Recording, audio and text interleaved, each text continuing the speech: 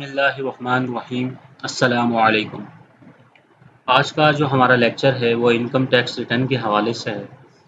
इससे पहले आपको याद होगा हमने एक लेक्चर देखा था जिसमें हमने देखा था कि कोई शख्स 2014 के अंदर रजिस्टर्ड हुआ और उसने अपना फर्स्ट टाइम अपना रिटर्न फाइल किया और उसके बाद से वो अपना यानी कि लॉगिन वगैरह कभी उसने एफबीआर पे नहीं किया और अपना कोई भी रिटर्न सबमिट नहीं किया उसके बाद। तो आज के इसी एक टॉपिक को हम लेके चलेंगे कि अगर कोई शख्स 2014 में जिसने अपने आप को रजिस्टर करवाया और अपना रिटर्न फाइल करवाया और उसके बाद कोई अपना रिटर्न फाइल नहीं किया तो एफबीआर की तरफ से उनको कुछ नोटिस भी आए। और जैसे कि आपको नज़र आ रहा होगा कि एक लाइन से एक नोटिस इनको आए हुए हैं 2016, 17, 19, 21, 20। तो वो अपना रिटर्न कैसे दोबारा से अपने एफबीआर के अंदर कैसे एक्टिव होगा, तो आज हम इस टॉपिक को डिस्कस करने जा रहे हैं। तो चलिए स्टार्ट करते हैं। तो हम इनके रिटर्न फाइल कराएंगे, हम इनके रिटर्न पिछले 2 सालों के फाइल करेंगे क्योंकि इससे पहले जो है इनके पास ना कोई डेटा है, कुछ भी नहीं है। तो बेसिकली 2014 में रजिस्टर्ड हुए थे और उसके बाद इन्होंने स्किप कर दिया, कोई रिटर्न फाइल नहीं किया। और इसको हम क्या कहते हैं दोबारा से एक्टिव टैक्स पेयर लिस्ट के अंदर लाने वाले हैं। तो चलें स्टार्ट करते हैं। देखें सबसे पहले जो हमारे पास जो है रिटर्न ये एक नोटिस आया हुआ है। अगर देखें ये है डिक्लेरेशन, इनबॉक्स के अंदर आए डिक्लेरेशन के अंदर। ठीक है, इससे पहले कंप्लीट टास्क देख लेते हैं। डिक्लेरेशन, एक डिक्लेरेशन इन्होंने की हुई है, वो जो है 2014 में इन्होंने अपना रिटर्न फाइल किया था। उसके बाद 2014 के बाद इन्होंने कोई रिटर्न फाइल नहीं किया। तो उसके बाद जो डिपार्टमेंट की तरफ से इनको जो नोटिस आए हैं वो क्या कहते हैं इनबॉक्स के अंदर है। इनबॉक्स में आएंगे तो देखें डिक्लेरेशन में आने के बाद तकरीबन 6 साल के इनको नोटिस आए हुए हैं। तो ड्यूरिंग दी पीरियड इस ड्यूरिंग दी ईयर्स जो भी है इनको बीच में ये जॉब वगैरह स्किप कर चुके थे और कोई जॉब वगैरह कर रहे नहीं थे। तो दोबारा से इन्होंने ज्वाइन किया है और क्या कह रहे हैं इनकी एक्टिविटी दोबारा से अब क्या कहते हैं टैक्स पेयर के अंदर आना चाह रहे हैं। तो हम इसको देखते हैं। तो ये है 2020, हम इनके 2 साल के रिटर्न फाइल करेंगे। तो 114(4) का इनको नोटिस आया हुआ था, तो इस पे हम क्लिक करते हैं और रिप्लाई के अंदर आके हम क्या करते हैं 114(4) रिटर्न ऑफ इनकम टैक्स पे आके हम इसको क्लिक कर देते हैं। क्लिक करने के बाद ये देखिए हमारे पास जो है फॉर्म ओपन हो गया। फॉर्म ओपन होने के बाद ये सारी चीज़ें आ रही हैं। तो हम इनका डेटा पुट करने जा रहे हैं। पे या वेजेस जो भी है, ये जो सैलरीज वगैरह है इधर हम लिख लेते हैं। तो इनकी जो टोटल सैलरी थी वो थी 11,370। ठीक है, इसमें जो एग्जम्प्टेड अमाउंट है वो है 76,884। तो इसको आके हम कैलकुलेट कर लेते हैं। ये हमने कैलकुलेट कर दिया।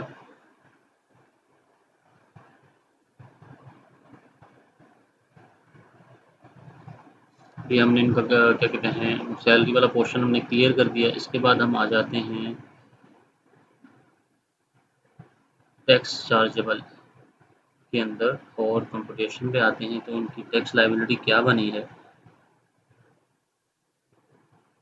ये इनकी टैक्स लाइबिलिटी बनी है जो कैलकुलेट कर ली गई है। ये देखें 10,76,486 के ऊपर 23,424। तो इनका जो टैक्स ये है, तो इस पे आके हम एडजस्टेबल टैक्स के अंदर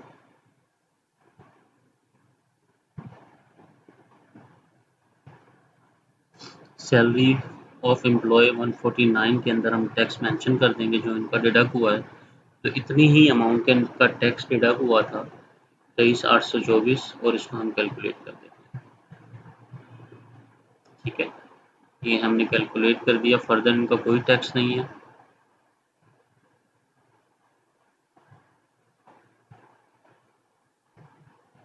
ये हमने यहाँ पे लिख दिया और दोबारा हम आ जाते हैं जगह पे आके देख लेते हैं कि कुछ है कि नहीं। इसको भी कैलकुलेट कर लेते हैं दोबारा से। कुछ भी नहीं है तो कंप्यूटेशन पे दोबारा आती। दोबारा आने के बाद हम इसको दोबारा से कैलकुलेट कर लेते हैं। ये हमने कैलकुलेट कर लिया। ये देखें ये आ गई demand with with holding income tax ये 23,824, तो कुछ भी इनका निकलता नहीं है टैक्स। ठीक है, ये आने के बाद हम आ जाते हैं इनकी वेल्थ पे। ये देखिए सिंपल रिटर्न है, सैलरी पर्सन है, इनकी कुछ ज़्यादा चीज़ें नहीं है। तो हम पर्सनल एक्सपेंस पे आते हैं। तो जो इनके पर्सनल एक्सपेंस हैं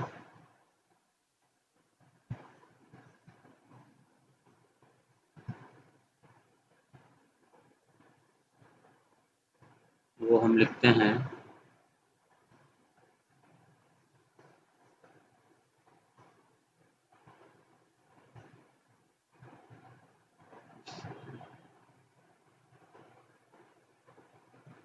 यहाँ पे आके हम इनके पर्सनल एक्सपेंस लिख देते हैं 631,461, 631,461। ठीक है, इसको आके हम दोबारा से कैलकुलेट कर लेते हैं। ये हमने कैलकुलेट कर दिया दोबारा से, और ये हमने पर्सनल एक्सपेंस इनके मेंशन कर दिए। दोबारा आते हैं हम इधर,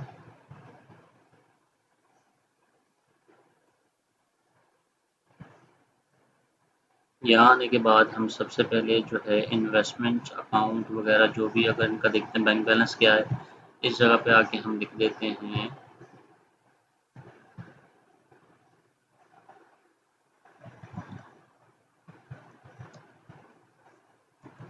लिख देते हैं ओके। ये हमें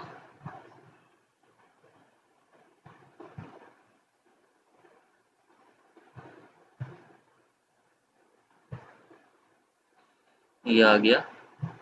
और इस जगह पे हम इनका 30 जून 2020 का जो बैलेंस है वो हम मेंशन कर देंगे। कितना है? 1790। ये इनका 30 जून 2020 का बैलेंस है। और इसके अलावा इनके पास जो है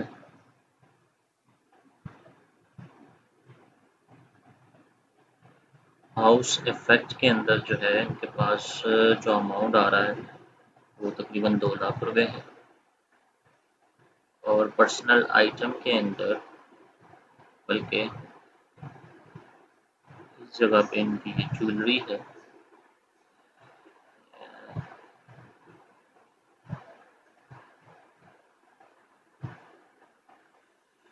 तो यहाँ पे हम लिख देते हैं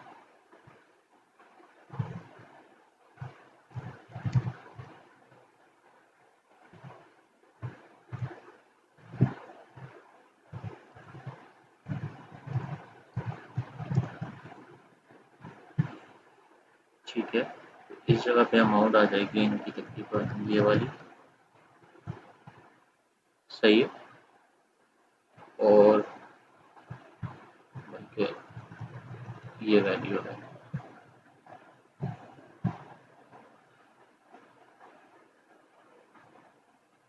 और कैश इन हैंड में इनके पास जो है तकरीबन ये अमाउंट है 9 लाख रुपए है।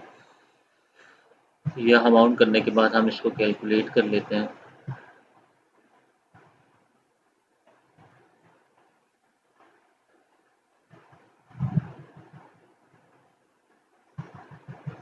ये आगे और हम आ जाते हैं दोबारा रिकन्सिलेशन पर। कैलकुलेट,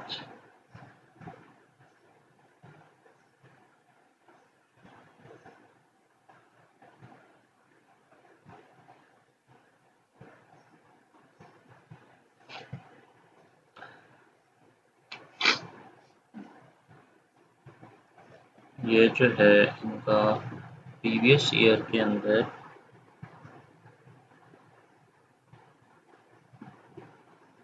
1703,705 ये कैलकुलेट कर देंगे।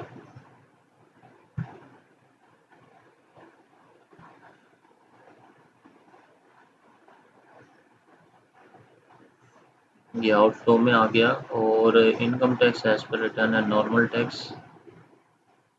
और इस जगह पे हम इनकी सैलरी पुट कर देंगे। क्या थी इनकी सैलरी? थी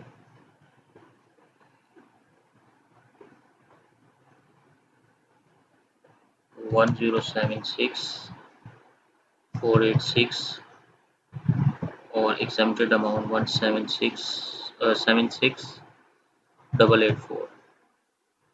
ये इनका एग्जम्प्टेड अमाउंट है और जो टैक्स है आउटफ्लो के अंदर वो अदर के अंदर मेंशन कर देंगे। कितना था? 23,824 का इधर टैक्स की अमाउंट आ जाएगी 23,824। ये देखें मैच हो गया, हर चीज़ मैच हो गई, आपने देख लिया। तो जस्ट सिंपल है, ये हमने एक इनका रिटर्न कर दिया है। तो ये हमने अपना रिटर्न क्या कहते हैं रिटर्न बना लिया है, चेक भी कर लिया है और सारी चीज़ें देख ली हैं। तो इसको हम सेव कर देते हैं, सेव, ठीक है, और सबमिट मार देते हैं। तो पहला रिटर्न तो हमारा ओके हो गया। देखिए एक बार दोबारा से देख ही लेते हैं, हम दोबारा इसको सबमिट मारने से पहले दोबारा से एक बार चेक कर लेते हैं। ये है टैक्स चार्जेबल है, नेट एसेट आ गए और ये देखें ये वेल्थ स्टेटमेंट है, ये ज़ीरो है और रिकन्सिलेशन अमाउंट कुछ भी नहीं है, ज़ीरो है। तो ओके है। तो इसको हम रिटर्न क्या कहते हैं अपने रिटर्न को सबमिट मार देते हैं।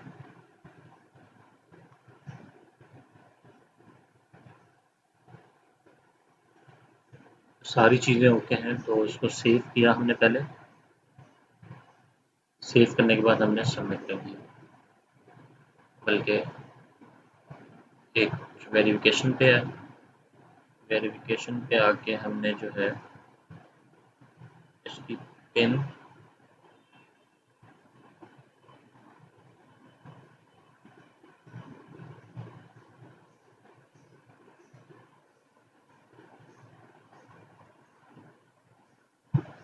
इसको हमने वेरीफाइड करना है और कोड हमने वो कर दिया है और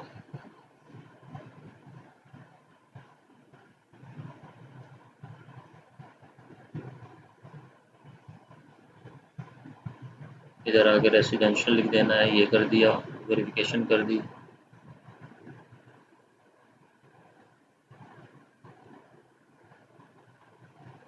ठीक है, तो सारी चीज़ें ओके हो गई हैं। दोबारा डेटा पे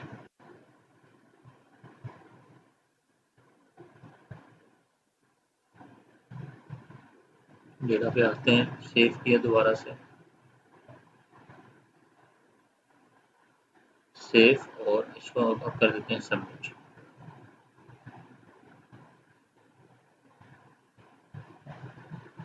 ये देखें 2020 का रिटर्न हमने सबमिट कर दिया है। तो जस्ट सिंपल है, इसी तरह हमने इसका दूसरा रिटर्न फाइल करेंगे तो दोनों ये फाइल करने के बाद दूसरा 1000 रुपये का चालान जमा करवाएंगे, वो भी हम नेक्स्ट जो है अपनी वीडियो में डिस्कस करेंगे। अभी तक के लिए इतना ही और नेक्स्ट टॉपिक में क्योंकि वीडियो ज़्यादा लंबी हो गई है तो हम अपना लेक्चर नेक्स्ट वीडियो में जो सेकंड पार्ट है इसका हम नेक्स्ट वीडियो में बनाएंगे। तो अपनी दुआओं में याद रखिएगा। अल्लाह हाफिज़।